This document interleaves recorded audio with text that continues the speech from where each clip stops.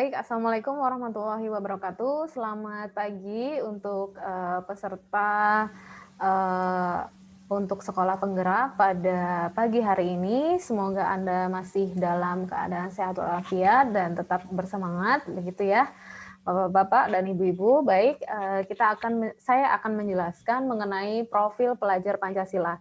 Jadi, saya harap Bapak Ibu tidak lupa apa itu bunyi sila dari Pancasila pada setiap silanya, kemudian apa lambangnya. Nah, saya harap Bapak Ibu tetap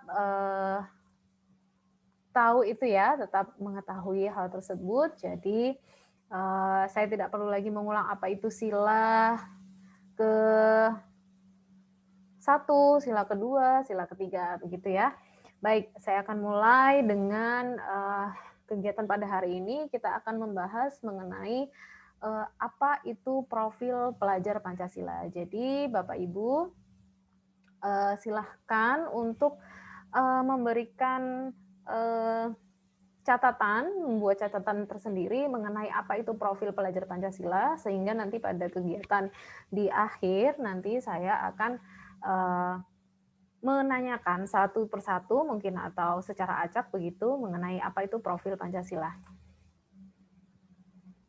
Jadi profil Pancasila di sini ada yang namanya, yang pertama itu adalah beriman bertakwa kepada Tuhan Yang Maha Esa. Kemudian yang kedua berkebinaan global, kemudian bergotong royong, kreatif, bernalar kritis, dan mandiri. Mungkin Bapak Ibu sekalian bisa melihat ini hampir mirip dengan profil pelajar yang diharapkan di kurikulum-kurikulum sebelumnya.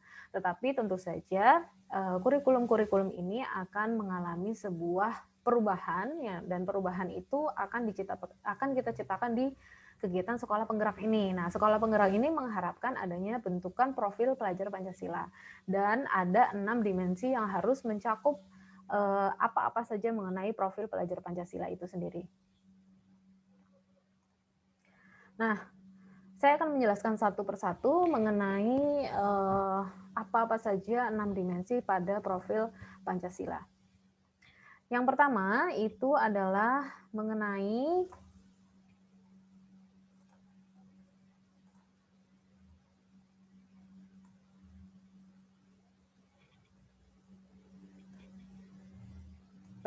yang pertama itu mengenai kegiatan dimensi pertama, yakni beriman bertakwa kepada Tuhan Yang Maha Esa dan berakhlak mulia. Tentu saja ini sesuai dengan sila pertama pada Pancasila, yakni pelajar Indonesia yang berakhlak mulia adalah pelajar yang berakhlak dalam hubungannya dengan Tuhan Yang Maha Esa. Jadi hubungannya ini adalah secara vertikal, begitu ya. Nanti kita akan membahas bagaimana dimensi profil Pancasila ini, profil pelajar Pancasila ini secara horizontal dan vertikal secara bersama-sama.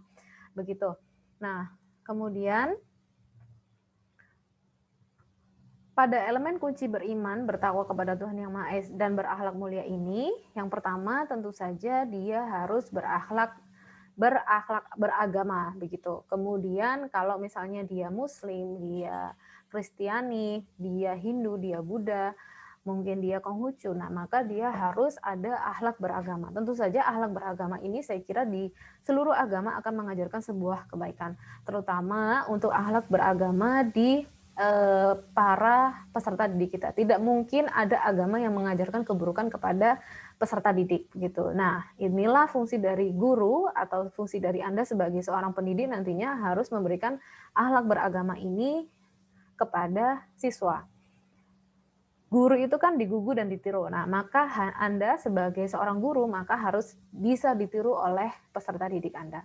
Kemudian yang kedua adalah berakhlak pribadi. Tentu saja akhlak pribadi ini harus dimiliki oleh setiap peserta didik yang kita harapkan begitu. Jadi akhlak pribadinya itu tentu saja yang kita harapkan dia memiliki akhlak pribadi yang baik, baik kepada guru, teman, sahabat, kemudian kepada antar manusia, kepada hewan mungkin atau kepada lingkungannya. Nah, itu sangat mempengaruhi elemen kunci beriman bertakwa kepada Tuhan Yang Maha Esa ini.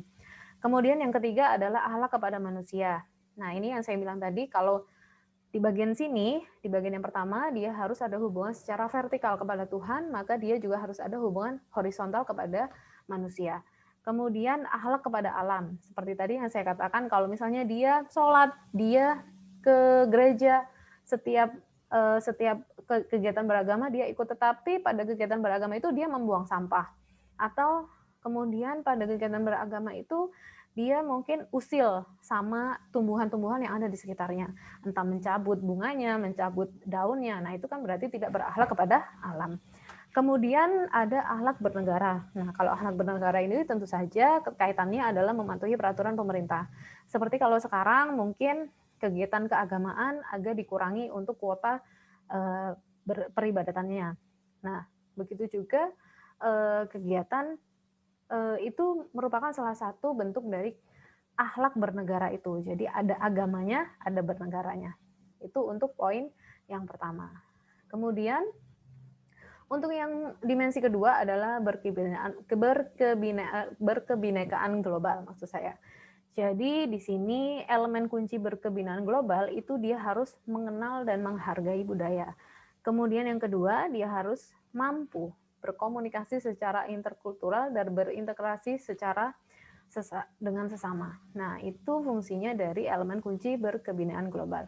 Kemudian yang ketiga adalah refleksi dan tanggung jawab terhadap pengalaman kebinekaan. Nah, tentu saja kebinekaan global ini artinya dia juga bisa berkomunikasi secara suku, agama, dan ras. Jadi tidak adanya miskomunikasi. Artinya terkadang miskomunikasi antar budaya ini juga akan menimbulkan garis yang bersinggungan. Nah, garis yang bersinggungan ini akhirnya mengakibatkan kebinekaan itu tidak akan terjadi. Nah, harapannya kita terutama kepada peserta didik, harapannya mereka memiliki kebinekaan global itu sendiri. Kemudian yang ketiga adalah tentang gotong royong. Kita tahu ya di Indonesia ini untuk kegiatan gotong royong terutama kalau mungkin di wilayah perkotaan mungkin sudah mulai berkurang, tetapi masih tetap ada. Saya yakin masih tetap ada, baik itu bentuknya di lingkungan kecil RT, RW begitu ya. Kalau di lingkungan sekolah mungkin gotong royong bersih-bersih setiap kalau misalnya mau masuk sekolah atau mau libur itu biasanya ada kegiatan gotong royong atau kerjasama biasanya dalam bentuk hal kecil antara menjaga lingkungannya, menyapu kelas secara bersama-sama. Nah, itu biasanya dilakukan untuk anak-anak peserta didik kita. Nah, kemudian apa saja elemen kunci gotong royong itu? Yang pertama ada kolaborasi, tentu saja. Artinya kolaborasi ini adalah tidak bisa gotong royong itu dilakukan sendiri. Karena gotong royong itu prinsipnya adalah saling bergandengan, saling berkolaborasi. Ada yang nyapu, ada yang ngepel, ada yang cuci, ada yang jemur. Nah, istilahnya seperti itulah. Kalau misalnya kita dalam kehidupan kita sehari-hari. Nah, kalau kolaborasi ini pada kegiatan gotong royong tentu saja tujuannya agar pekerjaan yang dilakukan itu lancar, mudah, dan ringan. Kalau misalnya dilakukan dalam pembelajaran, tentu saja kolaborasi ini adalah kegiatannya diskusi misalnya. Ada yang mencatat, ada yang mengetik, ada yang ngeprint misalnya. Contohnya seperti itu. Nah, mungkin itu adalah bentuk salah satu gotong royong. Kemudian yang kedua, bentuk elemen kunci dari gotong royong itu adalah kepedulian. Tentu saja kalau kita dianggap bergotong royong, tentu saja kita peduli akan mungkin pembagian teman kita yang tugasnya tidak sama atau tidak seimbang, maka kita akan peduli, oke, saya bantu kerjaan kamu. Tapi itu adalah konsepnya adalah secara kerja kelompok. Tapi kalau kerja individu tentu saja dilakukan sendiri-sendiri begitu. Tidak, kalau misalnya ujian kan tidak mungkin gotong royong, itu lain lagi ceritanya begitu. Kemudian yang ketiga adalah berbagi. Berbagi tadi itu berbagi pekerjaan, berbagi beban, sehingga kegiatan yang dilakukan secara bersama-sama itu akan terasa lebih ringan begitu.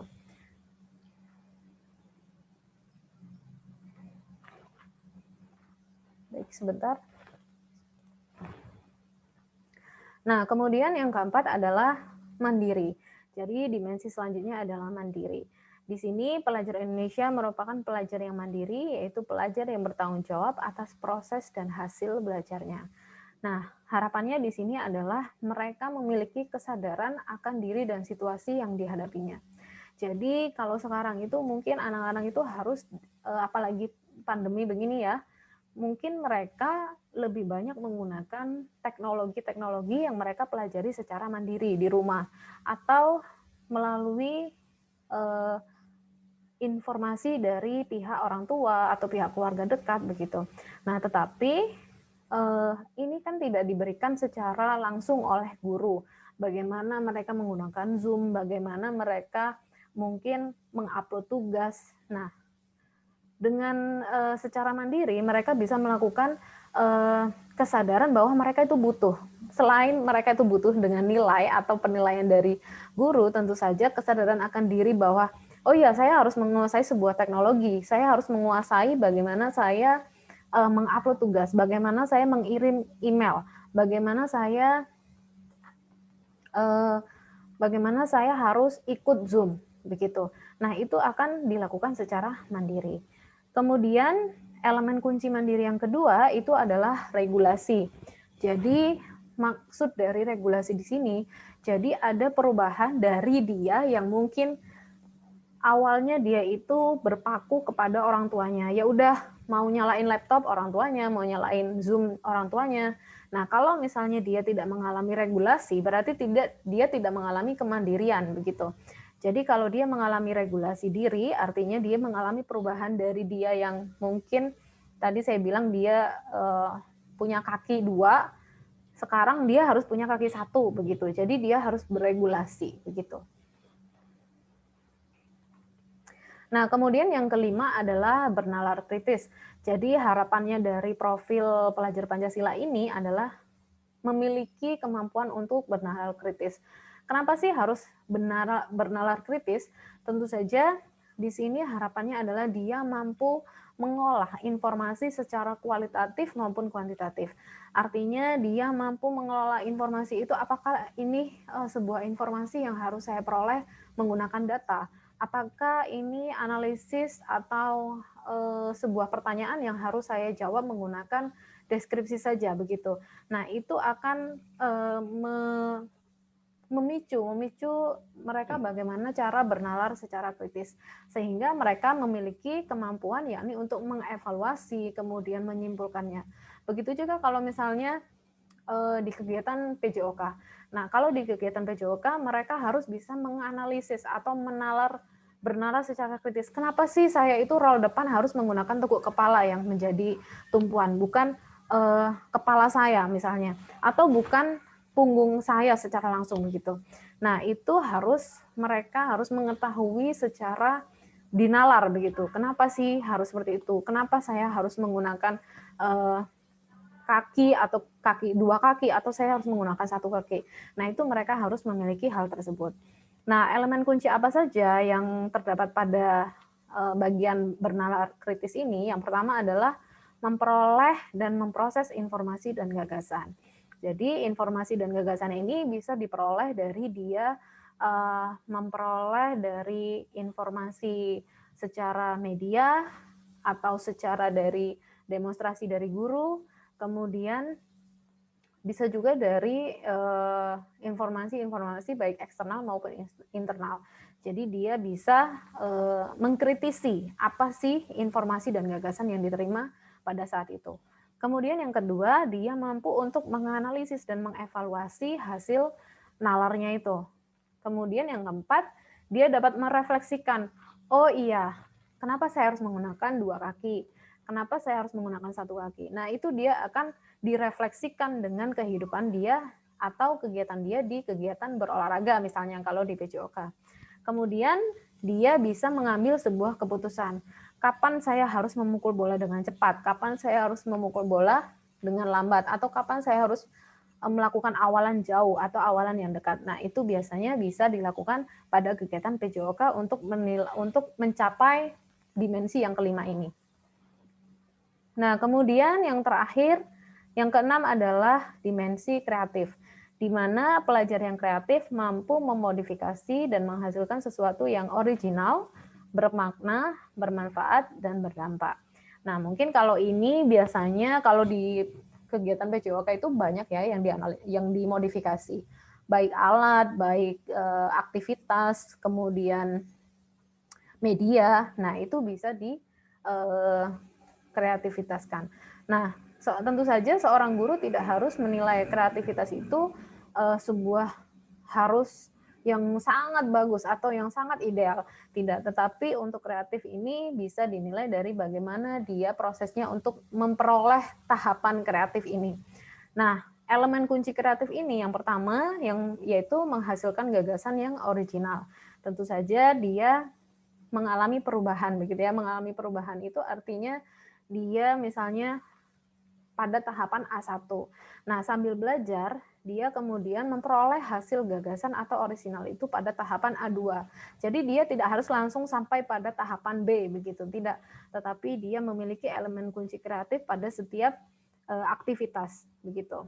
Kemudian yang kedua, menghasilkan karya dan tindakan yang original. Tentu saja kalau bunyinya adalah kreatif berarti dia menghasilkan karya dan tindakan yang original. Kalau misalnya di kegiatan SMK mungkin dia menghasilkan sebuah karya. Kalau misalnya di tata boga mungkin dia menghasilkan resep yang baru. Meskipun hanya beda garam aja misalnya atau beda berapa banyak kunyit yang digunakan misalnya. Atau misalnya karya dalam sebuah tata busana misalnya. Tata busana bisa juga dalam bentuk potongannya atau dalam bentuk penggunaan kancing-kancing dan lain-lain itu ya, mungkin yang dalam bidang itu. Begitu. Kalau di kegiatan aktivitas kreativitas. Nah, tugas selanjutnya bagi Bapak Ibu sekalian adalah pada kegiatan asinkronus, saya minta Bapak Ibu untuk menganalisis apakah di sekolah Bapak Ibu saat Anda mengajar saat ini telah mencapai tujuan profil peserta didik Pancasila. Jadi apakah di SMK-nya Pak Trio, kemudian di sekolahnya Pak Isai, kemudian mungkin di kampusnya Pak Jarwo, mungkin apakah sudah terlihat profil peserta didik Pancasila. Begitu, baik Bapak Ibu silahkan untuk bergabung di room asinkronus. Sampai di sini untuk mungkin penyajian saya pada pagi hari ini. Saya akhiri dan sampai ketemu di ruang asinkronus. Dan ketemu berarti besok pagi. Terima kasih. Wassalamualaikum warahmatullahi wabarakatuh. Waalaikumsalam warahmatullahi wabarakatuh.